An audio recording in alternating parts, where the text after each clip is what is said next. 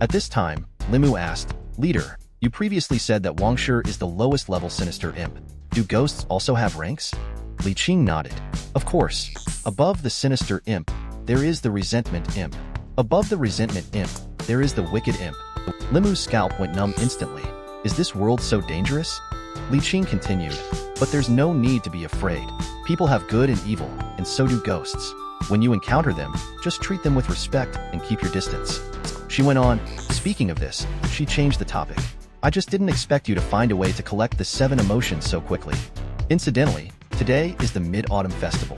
Every month on the new moon, full moon, and the evening before the Mid-Autumn Festival are the best times to smelt 7 pu. I will now teach you the formula for making pu. Starting from tonight, you can begin to practice condensing pu." Soon, the two of them returned to Limu's residence. Li Qing immediately taught Limu the formula for condensing pu. Pure qi, 9 repetitions. Suppressing evil and treachery with pu. Heavenly beasts guard the gates. Gentle ladies hold the keys. 7 pour soft. Let us coexist peacefully. Do not act recklessly. Watch and observe the origin of shapes. Li Qing's voice lingered in the quiet night sky, catching the attention of a young girl next door. She mumbled with a mouthful of steamed buns, "What is there to do in the middle of the night?"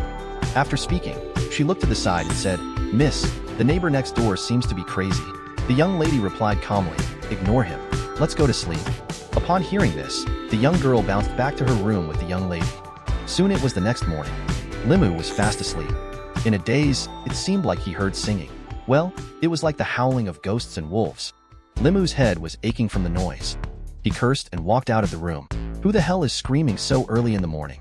It's disturbing people's sleep. He saw the neighbor next door, who indeed had a good appearance, but what she sang was really not commendable.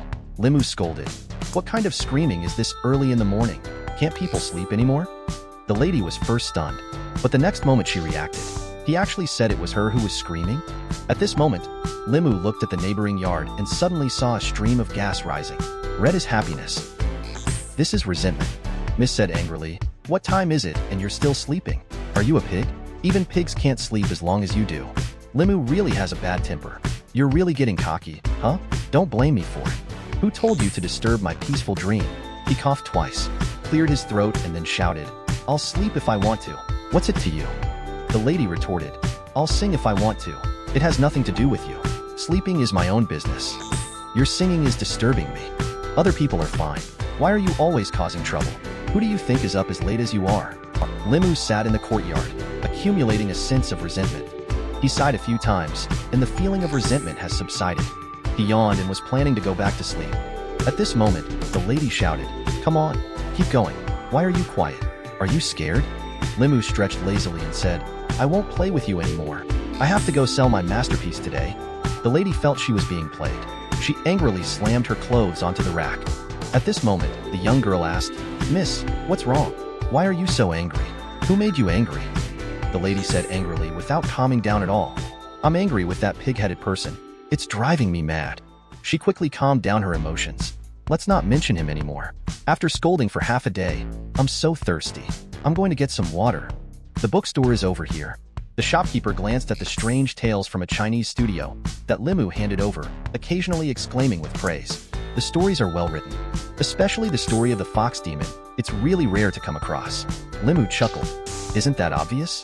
That's strange tales from a Chinese studio." The two quickly reached a deal.